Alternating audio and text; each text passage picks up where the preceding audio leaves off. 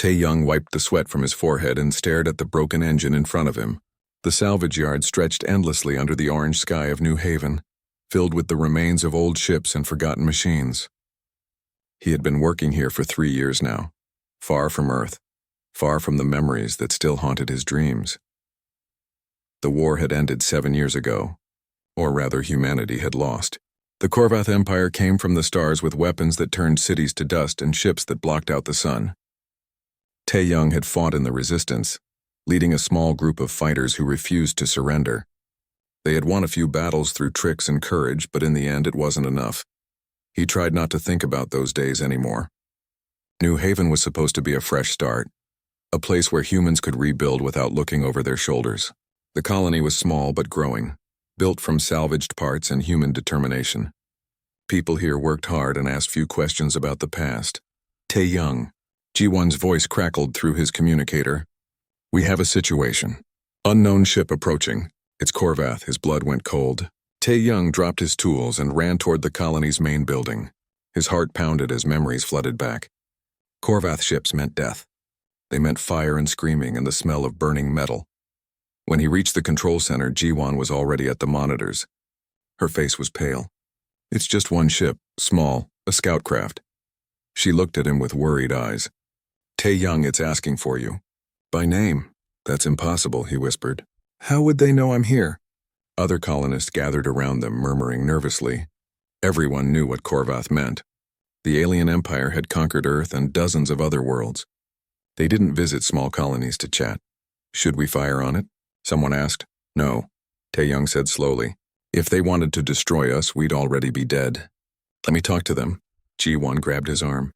"This could be a trap." "Everything's a trap," he replied. "But running won't help." The Korvath ship landed in the clearing outside the colony. It was sleek and silver, much smaller than the warships that had attacked Earth. Tae-young walked toward it slowly, his hands visible and empty. Behind him, he knew colonists were watching through scopes, weapons ready. The ship's door opened with a hiss of air. A figure stepped out, tall and imposing. Korvath warriors were larger than humans, with tough gray skin and eyes that glowed faintly. This one wore no armor, just simple clothing. Silver markings ran down her arms and face. Tae-young's breath caught in his throat. He knew this warrior. He would never forget her. 7 years ago, during the final battle for Seoul, his unit had been surrounded. They fought until their ammunition ran out, then picked up whatever they could find. Tae-young had stood over his wounded friend, ready to die fighting. A Korvath warrior approached him, weapon raised, but she hadn't fired. She had stared at him, tilted her head, and lowered her weapon. Then she spoke one word in broken English. "Destiny." Before he could understand, other Korvath soldiers arrived and she walked away, leaving him alive.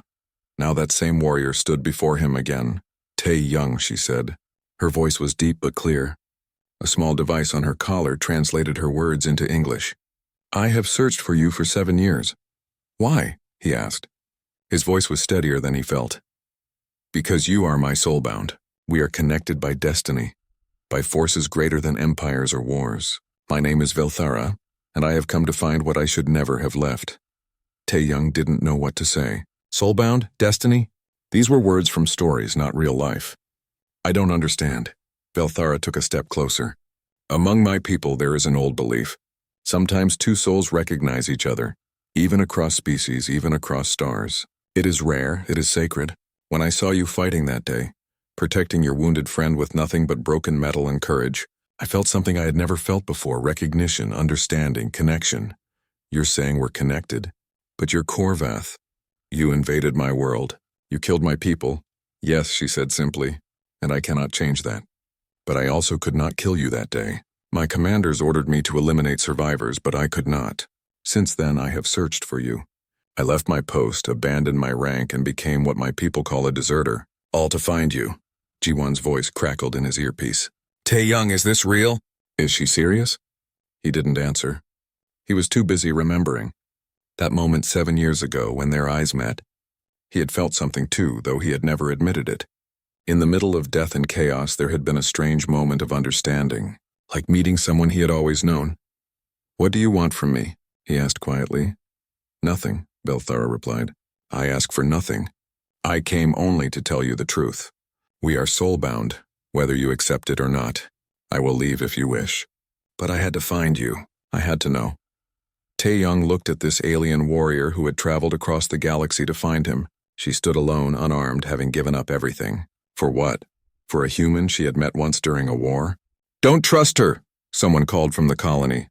"It's a trick." Maybe it was. Maybe this was some elaborate Korvath plan. But Tae-young remembered her eyes that day in Seoul.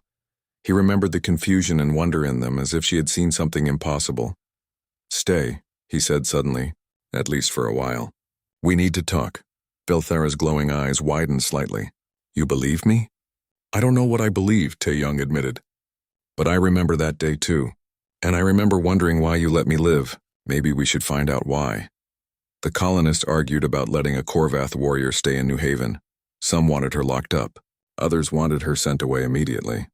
But Tae-young convinced them to give him time. If this was a trap, they would discover it. If it wasn't, then maybe they would learn something important. That night, Tae-young couldn't sleep. He sat outside his small house looking at the stars. Velthara's ship sat in the distance, dark and silent. Somewhere inside, an alien warrior who claimed they were connected by destiny was probably awake too. Ji-won found him there an hour later. She sat down beside him without speaking for a while. "You really remember her?" she finally asked. "Yes," he said. "I've thought about that moment 1,000 times. Wondered why she didn't kill me. Wondered what she saw. And now she's here talking about souls and destiny. I know it sounds crazy." Ji-won smiled slightly. "Everything about the last 7 years has been crazy. Aliens invaded Earth, we lost. We survived. We built a new home on another planet. Why not add destined alien soulmate to the list?" Tae-young laughed despite himself. "When you put it that way, just be careful," Ji-won said, her smile fading. "I trust your instincts, but she's still Korvath, and we're still human refugees living in the shadows." "I know," Tae-young replied. "I haven't forgotten." But as he looked at the stars, Tae-young felt something he hadn't felt in 7 years. Not just curiosity or confusion, but hope. Maybe, just maybe, something good could come from all the pain and loss. Maybe destiny wasn't just a word. Maybe, against all logic and reason, Velthara was telling the truth. The next morning, Tae-young found Velthara sitting outside her ship, watching the sunrise. She didn't move as he approached, but he knew she had heard him. Korvath warriors noticed everything. "Your star is smaller than the one over my homeworld," she said without looking at him. "But the light is warmer." Tae-young sat down a few feet away from her. "Tell me about this soul binding. What does it mean to your people?" Velthara was quiet for a moment. "We believe that some souls are created as pairs. Not romantic pairs necessarily, though it can be. More like two halves of one whole. A warrior finds their perfect tactical partner. A scholar finds their intellectual equal. When soul-bound individuals meet, they recognize each other instantly. They understand each other without words. And you felt this with me? During a battle? Yes, I was ordered to clear the area of survivors. When I found you standing over your wounded friend with nothing but broken metal in your hands, I raised my weapon. But then I saw your eyes. I saw your determination. You knew you would die, but you didn't care. You would protect your friend until the end." She finally looked at him. "In that moment, I understood you completely. Your tactics during the battle, your leadership, your refusal to surrender. I saw a warrior's soul." Tae-young remembered that moment too. The exhaustion, the fear, the absolute certainty that he was about to die. And then her face, her glowing eyes, and the strange feeling that she somehow knew him. "Why didn't you kill me?" he asked. "Because you cannot kill your soul-bound. It would be like killing part of yourself. My training, my orders, everything I had learned said I should eliminate you, but I couldn't. I left you there and reported that the area was clear. You lied to your commanders?" "Yes, and I have been searching for you ever since. When the war ended and your people scattered, I used every resource I had to track you. It took 7 years to find you on this small colony." They sat in silence as the sun climbed higher. Tae-young tried to understand what she was saying. He had spent 7 years trying to forget the war, and now it had found him again. But this time it came with answers to questions he had never asked out loud. "What happens now?" he asked. "That depends on you." "I ask for nothing. If you want me to leave, I will. But I hope you will let me stay, at least for a while, so we can understand this connection." Over the next few days, Velthara lived in her ship but spent time with the colonists. Most people avoided her, still afraid and angry about the war. But Jiwan, always practical, decided to ask her about Korvath technology. Soon they were discussing engine designs and power systems, finding common ground in their shared love of engineering. Tae-young watched Velthara carefully. She moved like a warrior, always aware of her surroundings, but she made herself small around the colonists. She never showed weapons. She spoke softly. She was trying not to scare them. One afternoon, while Tae-young was teaching her about human culture, alarms suddenly blared across the colony. Pirates. 3 ships appeared on the scanners, heading straight for New Haven. Everyone to defensive positions, Ji-won shouted over the speakers. The colonists scrambled to their posts. New Haven had some weapons, salvaged and rebuilt, but not enough to fight off 3 pirate ships. Tae-young ran toward the armory, his old combat instincts kicking in. Velthara was suddenly beside him. I can help. Do you have weapons? In my ship. Better than anything here. But more importantly, I know how to fight. Tae-young made a quick decision. Get your weapons. Meet me at the northern wall. The pirates came in fast and confident. They had probably attacked dozens of colonies like this one. Small, poorly defended, easy targets. Their first shots hit the outer buildings, testing the defenses. Tae-young took command of the defense naturally, positioning people where they would be most effective. He had done this before during the war, turning weak positions into strong ones through smart tactics. Velthara arrived with a sleek Korvath rifle. She took position beside him on the wall. What is your plan? They'll try to land troops behind us. That building there, he pointed, has the best landing zone. Ji-won, move 3 people to cover that area. Velthara nodded. Good tactical thinking. They will expect you to defend only the walls. But you are preparing for multiple attack points. They have better weapons, Tae-young said. But we know this place. We know where to hide and where to shoot from. You fight like a Korvath warrior, Velthara said with approval, using advantages others cannot see. The battle began in earnest. The pirates landed exactly where Tae-young predicted, and his people were ready. But there were so many pirates and they had powerful weapons, the colonists were getting pushed back. That's when something strange happened. Tae-young and Velthara started moving together without planning it. He would move left and she would cover right. He would reload and she would step forward. They fought like they had trained together for years, anticipating each other's actions perfectly. Behind you, Tae-young shouted, but Velthara was already turning, already firing. A pirate fell. 2 coming from the east, Velthara said calmly, and Tae-young was already aiming before she finished speaking. Ji-won, watching from the command center, felt chills. She had fought beside Tae-young during the war. She had never seen him work with anyone like this. It was like they shared one mind. The pirates began to retreat. They had expected an easy victory, not a well-coordinated defense. Within an hour, they fled back to their ships and jumped away into space. The colonists cheered. No one had died and only a few were injured. Tae-young leaned against the wall, exhausted. Velthara stood beside him, not even breathing hard. That was impressive, she said. You commanded your people well. We fought well together, he replied. Like you said we would. Velthara looked at him seriously. Now do you understand? What I felt 7 years ago? That connection? Tae-young nodded slowly. I felt it too. During the battle. It was like I knew what you would do before you did it. That is the soul bond. We are tactical partners. We understand combat the same way. We think alike. That evening, the colonists gathered to celebrate their victory. For the first time, people approached Velthara willingly. They thanked her for helping defend their home. They asked her questions about her ship and her world. The fear began to fade, replaced by curiosity. Ji-won pulled Tae-young aside. I saw you 2 fighting. That was not normal. You moved together like you had been partners for years. I know, he said. I can't explain it, but she's right.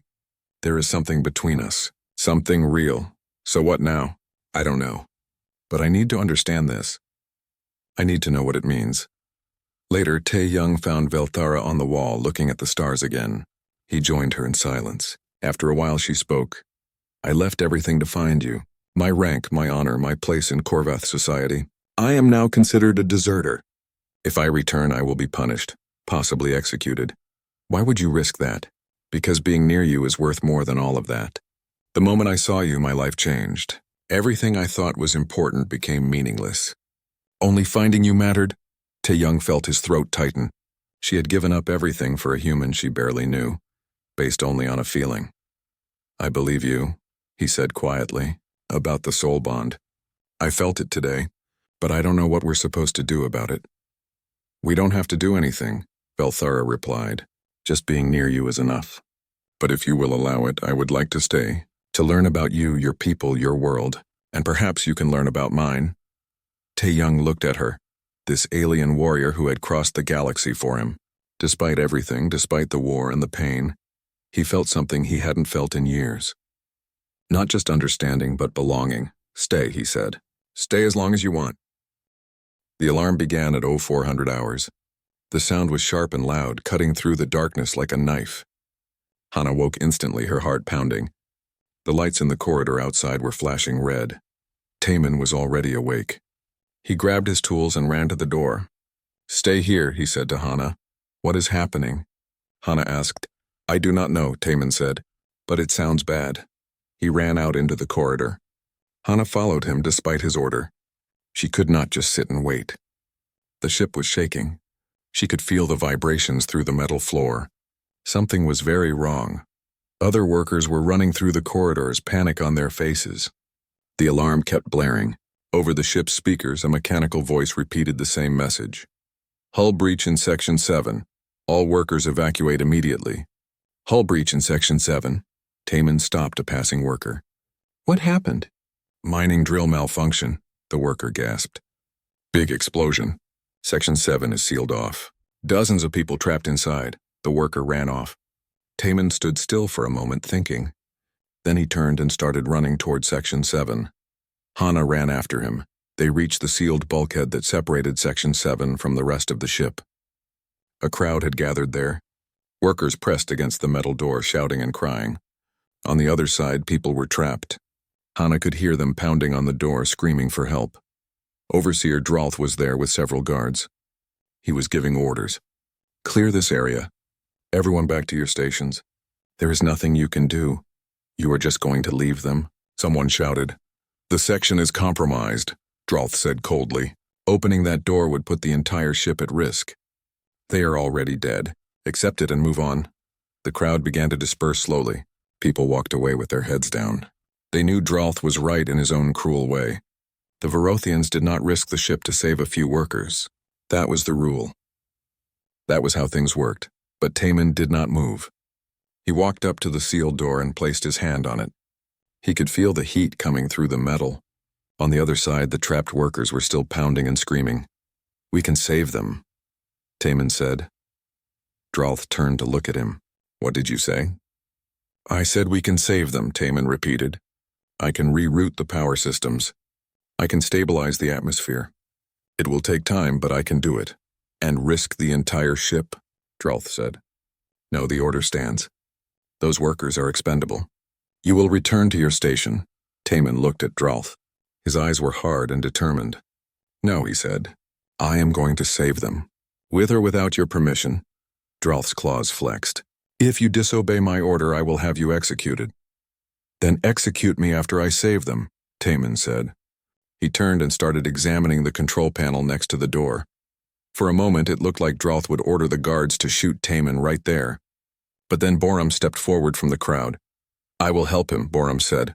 Dralth looked at Borum in disbelief. "You are as foolish as he is." Borum shrugged. "Maybe. But I would rather be a foolish human than a cold-blooded lizard who lets people die for no reason." 2 more humans stepped forward. Then another. And another. Within minutes, a dozen human workers had gathered around Taemin. They were ready to help, ready to risk everything. Dralth stared at them. He could see the determination in their eyes. He could order his guards to kill them all, but that would leave the ship without its most valuable workers.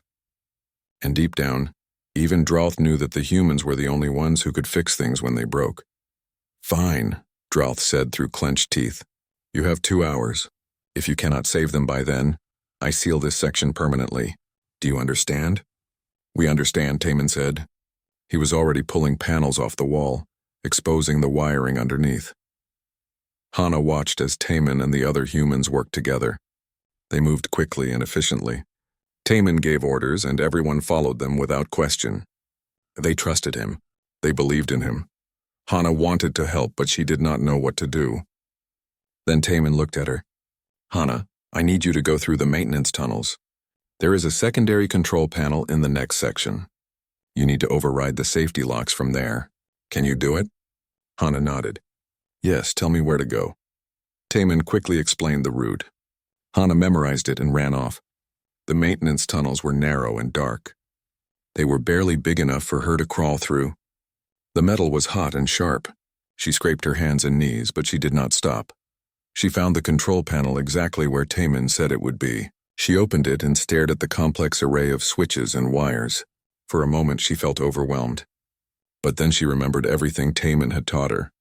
She took a deep breath and started working. Back at the sealed door, Taman and the others were working frantically. Time was running out. The trapped workers were running out of air. Taman's hands were bleeding from working with the sharp metal and hot wires, but he did not stop. Power rerouted, Borum said. Atmosphere stabilizing. Good, Taman said. Now we just need Hana to override the locks. In the maintenance tunnel, Hana made the final connection. The control panel lit up green. She had done it. At the sealed door, the locks disengaged with a loud clunk. Taman grabbed the manual release wheel and began turning it. The other humans helped him. Slowly, the massive door began to open. Smoke poured out of the opening. Through it, Taman could see people lying on the floor. Some were moving. Others were not. He rushed inside with the other humans. They began pulling people out, carrying them to safety. Hana crawled back through the tunnels as fast as she could. When she emerged, she saw Taman carrying an unconscious worker. His face was covered in soot and sweat.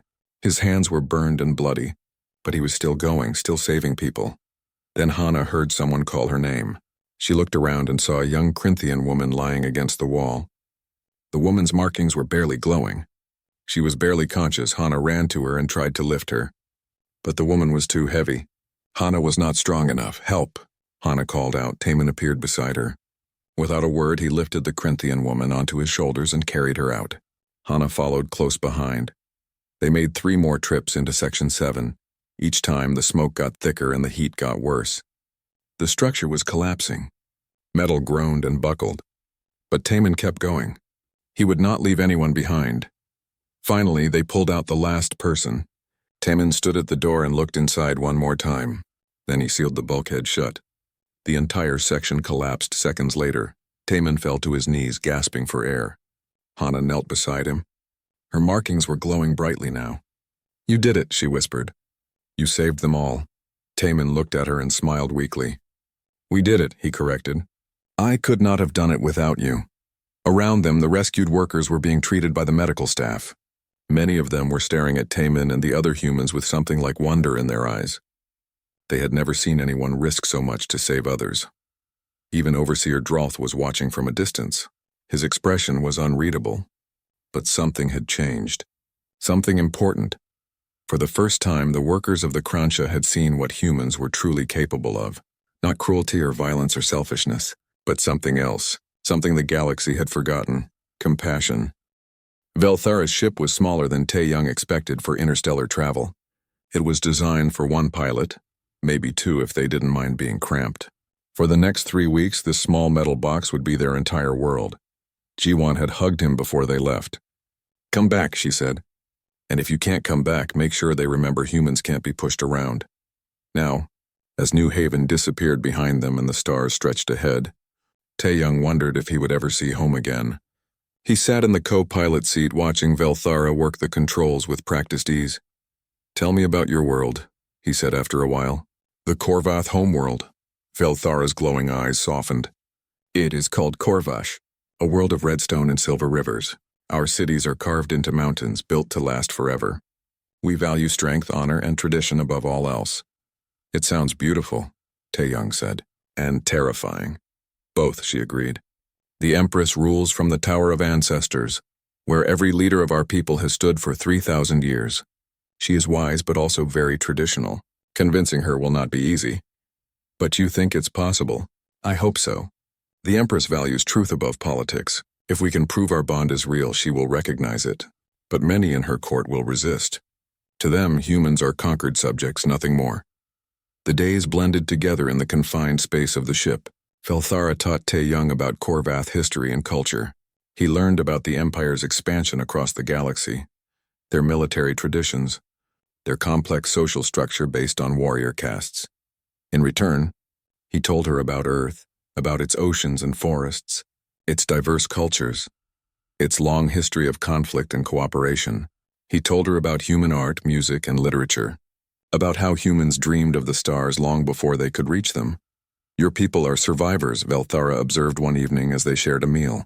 Every story you tell is about overcoming impossible odds. Maybe that's because we're smaller and weaker than most species, Tae-Young said. We've always had to be clever to survive. Adaptation is our greatest skill. That is why I recognized you, she said softly.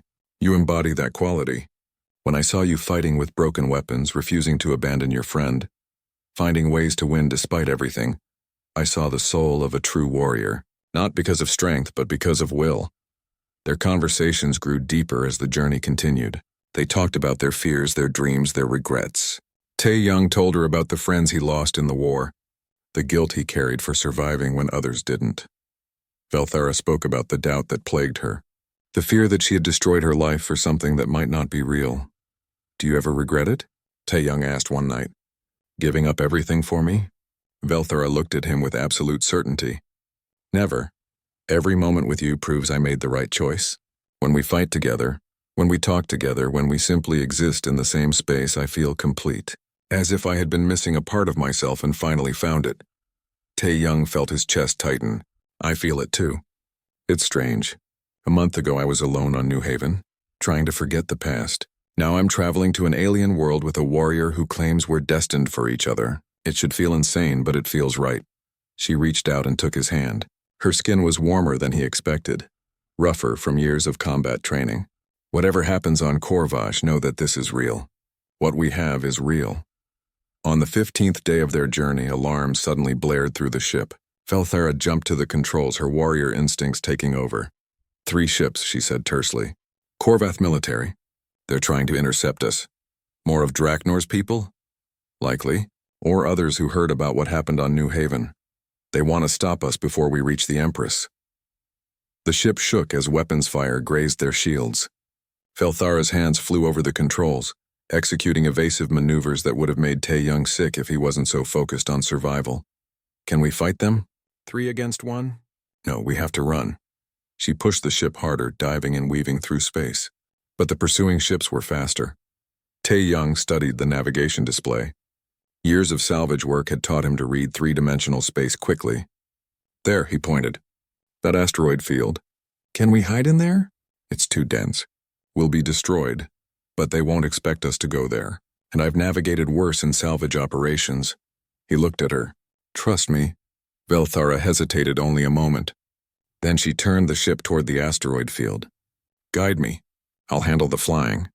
They plunged into the field at full speed. Tae-Young called out directions, using his instinct for 3-dimensional navigation. Left, right, up, spin, dive. Velthara followed his instructions instantly, trusting him completely even when the maneuvers seemed suicidal. The pursuing ships tried to follow, but without Tae-Young's guidance, they couldn't match their movements. One ship clipped an asteroid and spun away. The other 2 gave up, unwilling to risk destruction. When they finally emerged from the field, both were breathing hard. Velthara turned to him with wide eyes. That was incredible. How did you know those paths were safe? I didn't, Tae-Young admitted. I was guessing based on the patterns I saw, but I knew you could handle whatever I called out. That is the soul bond, she said. Complete trust without hesitation. You knew I would follow your guidance. I knew your guidance would be true. The rest of the journey passed without incident. As they approached Korvash, Tae-Young felt his anxiety growing. The planet appeared on the view screen, red and magnificent, surrounded by dozens of orbital stations and defense platforms. That's your homeworld, he said quietly. Yes. And now yours too, perhaps. Velthara sent a signal requesting permission to land. I have identified myself and requested an audience with the Empress. They cannot refuse. I am still a citizen of the Empire even if I am considered a deserter. Permission came through. They were directed to land at the capital city of Korthai. in the shadow of the Tower of Ancestors. As they descended through the atmosphere, Tae-young saw cities carved into red mountains, silver rivers winding through valleys, massive structures that dwarfed anything on Earth. The Korvath Empire was ancient and powerful, and he was just one human about to stand before its ruler. "I'm scared," he admitted. "So am I," Velthara said. "But we face this together. Whatever happens, we are soulbound. That is worth any risk." The ship landed in a guarded docking bay. Through the viewport, Tae-young could see Korvath guards waiting, weapons ready. Beyond them rose the Tower of Ancestors, a massive structure that seemed to touch the sky. "Ready?" Velthara asked. Tae-young took a deep breath. He thought about Earth, about New Haven, about Jiwan and the colonists who had trusted him. He thought about the 7 years since the war, the pain and loss, and the unexpected hope that had walked back into his life in the form of an alien warrior. "Ready," he said, and together they opened the door to face their destiny. The throne room of Empress Carthea was the largest space Tae-young had ever seen. Carved from red stone and decorated with silver, it stretched like a cathedral toward the sky. Hundreds of Korvath filled the room, all staring at him as he walked beside Velthara toward the throne. The Empress sat on a throne carved from a single massive stone, wearing robes that seemed to shimmer with captured starlight. She was ancient, her silver markings more complex than any Tae-young had seen, but her glowing eyes were sharp and clear. Commander Draknor stood to one side, his expression dark. Near him was another warrior, even larger, with markings that suggested she was someone important. "Velthara of the warrior caste," the Empress said, her voice filling the room without seeming loud. "You stand accused of desertion and dishonoring the sacred concept of soul binding by claiming a bond with a human. What do you say?" Velthara stood straight, showing no fear. "Empress Carthea, I claim no dishonor. I have found my soul bound, as is the right of every Korvath. That he is human does not diminish the truth of our bond." Murmurs filled the room. Several Korvath looked angry, others merely curious. The Empress raised a hand for silence. "Humans are a conquered species," Draknor said loudly. "They are weak, their technology primitive, their military ineffective. How can such a being be soulbound to one of our elite warriors?" The Empress turned her gaze to Tae-young. He felt the weight of those ancient eyes studying him, seeing everything. "Human, you may speak. Tell me why you believe you are worthy of this bond." Tae-young took a deep breath. Every eye in the room was on him. He was one human standing before the heart of an empire that conquered his world. But he thought about Velthara beside him, about their connection, about everything they had shared. "I don't claim to be worthy," he said, his voice steady. "I'm just a human who fought to protect his home and lost. But 7 years ago, Velthara saw something in me, not because I was strong or powerful, but because I refused to give up, because I fought with everything I had even when I knew I would lose." He gestured around the room. "You say humans are weak. Maybe by your standards we are. We don't have your strength or your technology. But we survived your invasion. We rebuilt our lives. We adapted and continued. Isn't that strength too? Not the strength to conquer, but the strength to endure?" The Empress tilted her head slightly. "Interesting words. But words are easy. Commander Draknor reports that you defeated his simulation through trickery and dishonor." "It wasn't trickery," Tae-young replied. "It was adaptation. I didn't fight the way Korvath fight because I'm not Korvath. I used the advantages I had. Isn't that what warriors do?" The large warrior near Draknor stepped forward. "I am Veskara, master of combat and teacher to Velthara. If this human claims to be worthy of a soul bond with my student, let him prove it in the traditional way. I challenge him to single combat." Velthara tensed beside him. "Empress, Veskara is the greatest warrior in the Empire. This is not a fair test." "I did not say I would kill him," Veskara said. "First blood only. If he can strike me once, he proves his worth. If not, you return to face judgment for your desertion." The Empress considered this. "The challenge is fair. Human, do you accept?" Tae-young looked at Veskara. She was huge, easily 7.5 feet tall, muscles like steel cables. He had no chance of beating her in a straight fight. But he had never won straight fights. "I accept." They moved to a large arena beneath the throne room. It was an ancient place carved from stone, where countless warriors had proven themselves over thousands of years. Tae-young was given a training weapon, balanced and well-made but not deadly. Velthara pulled him aside before the match began. "Listen carefully." Veskara is fast, strong, and has centuries of experience. Do not try to match her strength. Move constantly. Make her chase you. Tire her out. You're giving me advice to defeat your teacher? I want you to survive, she said simply. Remember what I taught you on the journey here. Remember how we fight together. Be unpredictable. The match began. Veskara moved forward with the confidence of someone who had never lost. Her first strike was so fast, Tae-young barely dodged it. Her second would have ended the fight if he hadn't thrown himself sideways. The watching Korvath expected the match to end in seconds. But Tae-young didn't fight like a Korvath warrior. He ran, dodged, rolled, and scrambled. He used every bit of the arena, forcing Veskara to chase him. He didn't try to block her strikes because he couldn't, he just avoided them. Stand and fight, Draknor shouted from the observation area. This is cowardice. But the Empress said nothing, watching carefully. Veskara grew frustrated. She increased her speed, putting more power into her strikes. Tae-young took small hits, glancing blows that hurt but didn't stop him. He studied her pattern, looking for any weakness. All warriors had patterns, even the best ones. There. After a certain combination of strikes, she always took a specific step to reset her balance. It was tiny, barely noticeable, but it was there. Tae-young changed his tactics. Instead of just running, he started feinting, making her think he would go one direction, then going another. He forced her to use that combination, waiting for the moment. She struck high, then low, then spun for a sweep. Perfect. As she took that small step to reset, Tae-young did something Velthara had taught him on the ship, a Korvath technique adapted with human unpredictability. He dropped flat, rolled forward between her legs, and struck upward as he passed. His weapon touched her calf. First blood. The arena went silent. Veskara looked down at the small mark on her leg, then at Tae-young, who was struggling to his feet, exhausted and battered. She laughed. Not a mocking laugh, but one of genuine respect. Well fought, human. That move, rolling through my guard, I taught that to Velthara 15 years ago. But you adapted it, made it your own. That is the mark of a true warrior. She turned to the Empress. I understand now what Velthara saw in him. He does not fight like us, but he fights with honor in his own way. He studies, adapts, and never surrenders. These are warrior qualities, regardless of species. The Empress stood. The entire room fell silent. I have seen enough. This human possesses qualities worthy of respect.